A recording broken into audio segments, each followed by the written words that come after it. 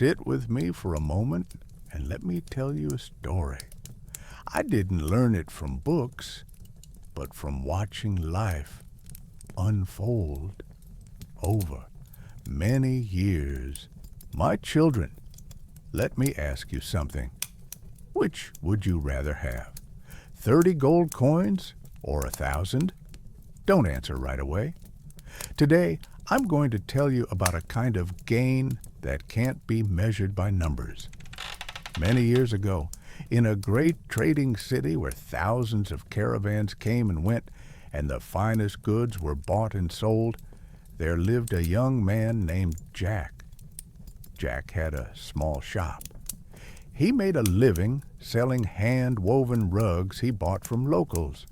He didn't have much money. What he earned was just enough to get by. But he was skilled at trading. One day, while walking down one of the city's busy streets, he found an old bag lying on the ground. It was quite heavy.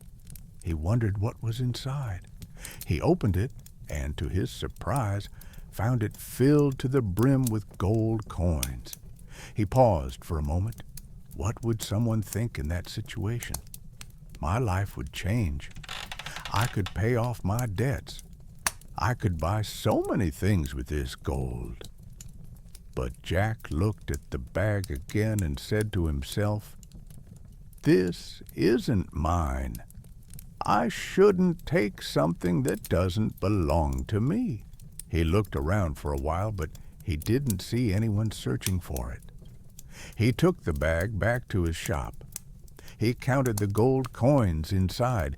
There were exactly 1,000 coins inside.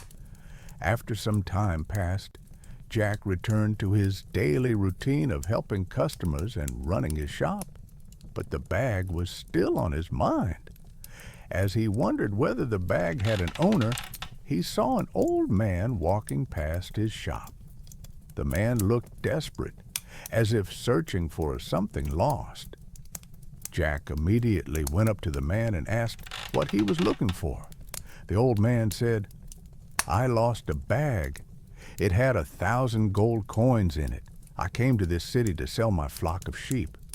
After selling my flock to a merchant, I received 1,000 gold coins in an old bag. I put the bag in my saddlebag, but it must have fallen out. That gold was all I had in this life."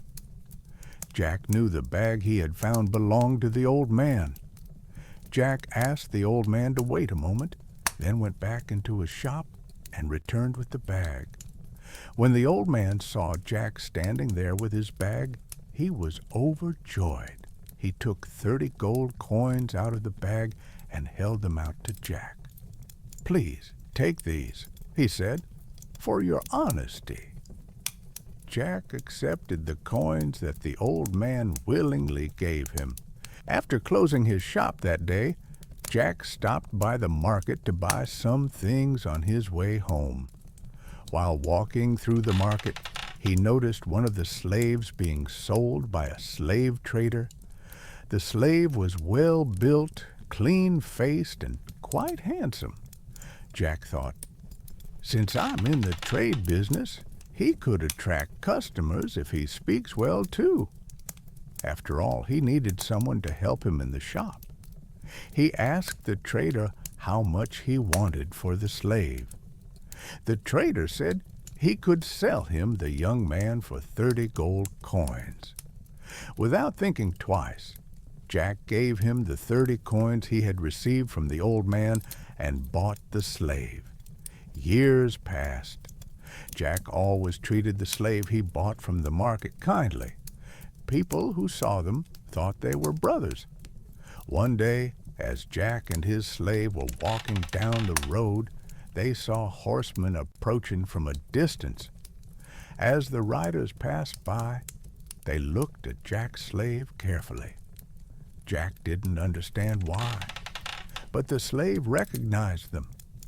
He turned to Jack and said, "I'm actually the son of the king of a neighboring country.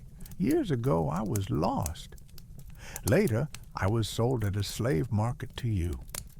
The men who just passed by are looking for me. they'll want to buy me back. You've treated me well all these years. You made me feel like a brother. When they ask to buy me back, ask for 30,000 gold coins."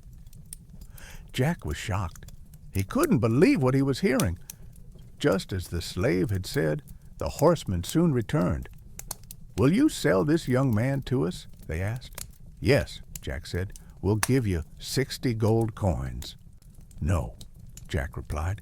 The amount increased. Hundreds, thousands, 20,000. Without losing his calm, Jack said only this: "Not less than 30,000 gold coins." In the end, they agreed.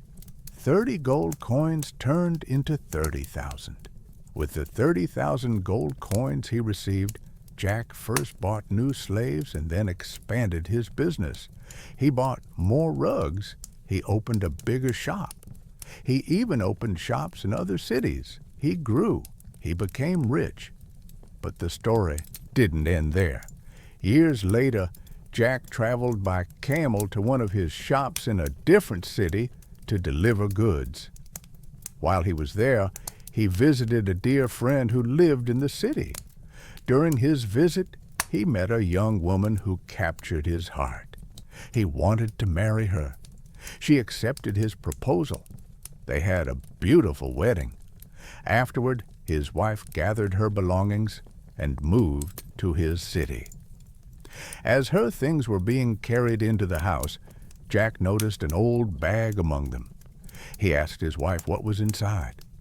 She said, "Years ago, my father came to this city to sell our flock of sheep. After selling them for 1,000 gold coins, he put the money in a bag and put the bag in his saddlebag. Later, he realized he had dropped the bag and started searching for it. Just when he had lost all hope, a young man appeared and returned the bag to him. My father gave the young man 30 gold coins from the bag as a reward for his honesty. He kept the rest and left it to me before he passed away." At that moment, Jack understood that 30 gold coins earned honestly were more valuable than 1,000 gold coins that didn't belong to him. Jack had chosen honesty. And when the time was right, life gave him back far more than was truly his. My children, something that doesn't belong to you will never bring you true gain. But if you choose what is right, life sometimes rewards you from unexpected places. Had Jack not returned the 1,000 gold coins to the old man that day, he might have been able to buy 30 slaves at once. However, having that kind of power all of a sudden might have made him arrogant. He might have bought the same slave but treated him badly and never gained such a fortune. Most importantly, he might never have met his wife. So now I ask you again, which is more valuable, 30 gold coins or 1,000? And when the story ends, life keeps speaking, just not in words.